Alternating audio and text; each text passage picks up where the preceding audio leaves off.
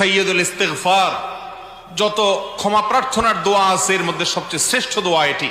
নবী করিম সাল্লাল্লাহু আলাইহি সাল্লাম এই দোয়া শিক্ষা দিয়েছেন আমাদেরকে। এই সাইয়্যিদুল ইস্তিগফার পড়ার পর যদি কারোর মৃত্যু হয়, মওত হয়, তো আল্লাহ রাব্বুল আলামিন তাকে সরাসরি জান্নাত দেন, সমস্ত গুনাহ মাফ করে দেন। আল্লাহুম্মা আনতা রাব্বি, সাইয়্যিদুল ইস্তিগফারের ভাষা দেখেন।